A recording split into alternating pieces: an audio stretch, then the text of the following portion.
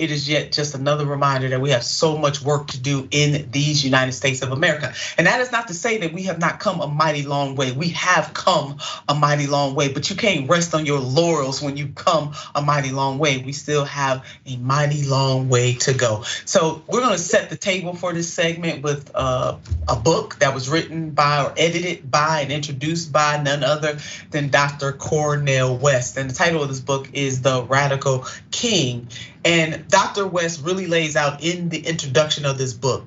In a speech to staff in 1966, King explained, there must be a better distribution of wealth and maybe America must move towards a democratic socialism. That is coming from Dr. King.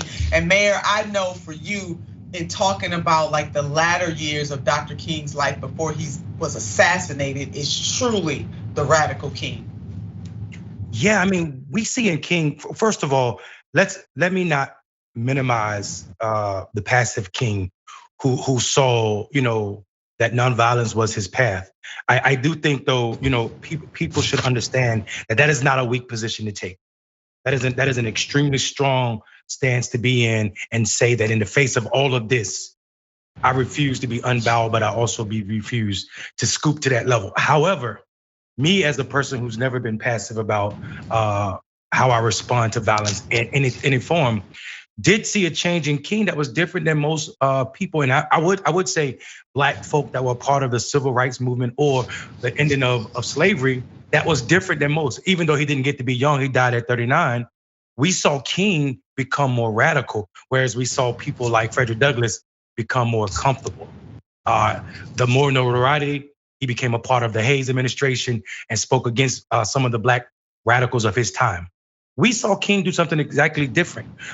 King's conversations with Malcolm X that mostly went through other people that folk don't know about. Yeah, they met for 1 minute, one time in person, but there were letters from Malcolm X and King that shared the idea that King said, I think I might have led my people into the fire of a burning house. King said, injustice anywhere is injustice everywhere, right? So people, if you dig deep into that, this is a changing of King to understand that it is not just enough to sit at a bus stop or sit on a bus in the front seat or at a bus counter. We deserve everything that you deserve. And that is a radical change that most folk won't understand, especially capitalists, until you start looking at when King came back from Oslo after accepting his Nobel Peace Prize. And when he literally got off the plane and stood arms with union workers, the business owners in Atlanta began to attack King. They told other Black leaders, King's so-called friends, that this is not the way to go. And they became angry at King. You just listed the statistics of how many people didn't support him. It was his own denomination, the Black Baptist tradition, was against King his last year living because of his ungeopolitically, meaning he didn't say, okay, America was enough. Black people all over the world are suffering. People all over the world are suffering because of white colonialism. And it's not enough that you can send Black men to the jungles and burn some farmer's hut in Vietnam and make them link arms with a white man that will come back home and hit him in the back of the head for not calling him sir, or looking at him in the eyes, or standing on the same sidewalk, or competing for the same job. So King, like you said, had he lived longer, would have been probably what we scream about as the face of progressivism from the 50s and 60s. I love the latter years of King because it reminds me so much of where Malcolm X was going. Malcolm X told Dr. King's wife King said this.